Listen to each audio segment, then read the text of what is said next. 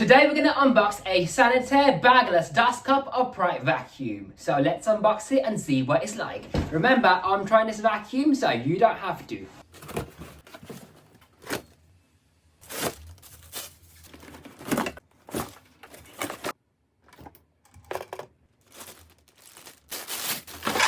Now let's assemble the machine. Grab the dust cup, line this metal notch up with the base like so, push it into place, and then you lock it into place like so.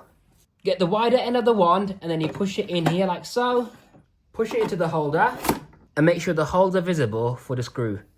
Put the screw in where it belongs, right over here. It's better to use a screwdriver to prevent the handle from going wobbly. Then you grab the metal handle and you put it on the top of the machine like so. This goes on one side and a screw on the other side.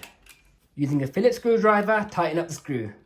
Grab your cable hook, pull the spring up to the top, and then you line the spring up right over here into where it belongs. It just sits in place like so. Clip the cable hook onto the front of the machine like so. Loosen this up again, and then pull out as much cable as you can. Grab the main cable, plug it into the plug like so, clip it in right over here, and then to make sure it doesn't come out, you tighten this up again as much as you can. And lastly, you grab this piece, clip it onto the cable like so, line it up over here with the screw hole, and then you screw it into place with the Phillips screwdriver.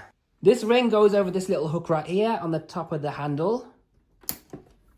And there we are, the machine's now fully assembled. Okay, this thing is brand new. Let's see what it picks up for the very first time. So you incline it like so, and then you switch it on right over here.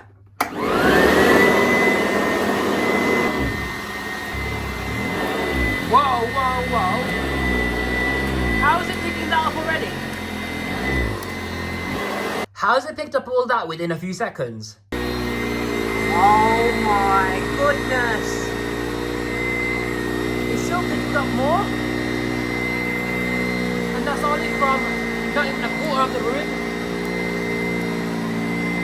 What? I can't believe all my vacuums have been missing this dirt. Well, to be fair, I did use a G-Tech yesterday, and then I used this sharp today.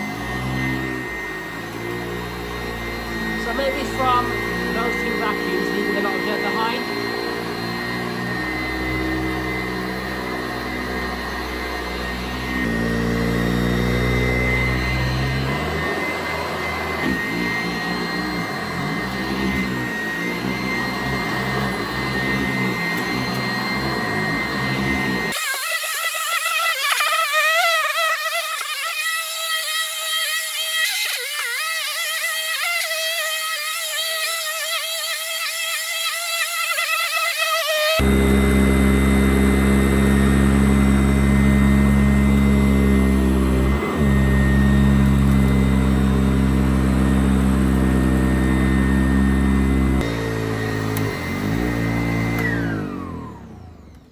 Now that is a shocking amount of grit that's picked up, but then again, I shouldn't really be too surprised because what I used yesterday was my new G-Tech, and then I used this Shark NZ801 to clean up afterwards. But still, I'm really surprised at how much the Shark left behind.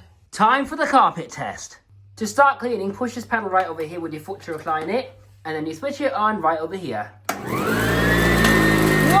look at that agitation.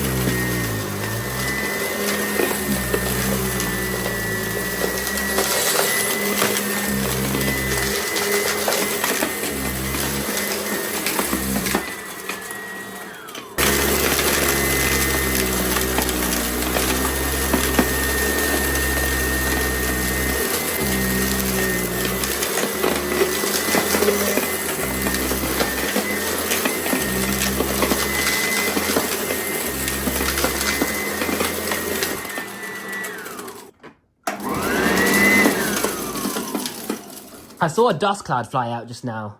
So the filtration on this is terrible.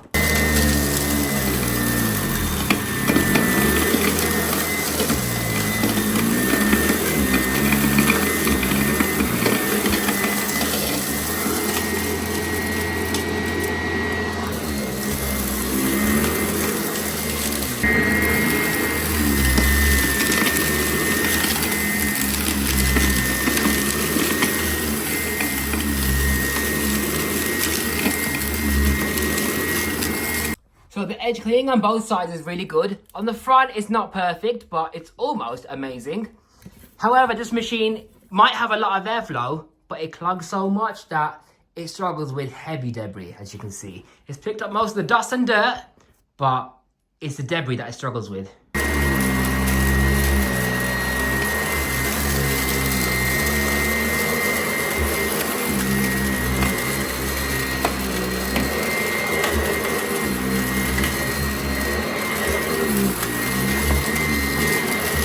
If it's this bad on carpets, imagine how worse it is on a hard floor, especially seeing as it's not designed for hard flooring either.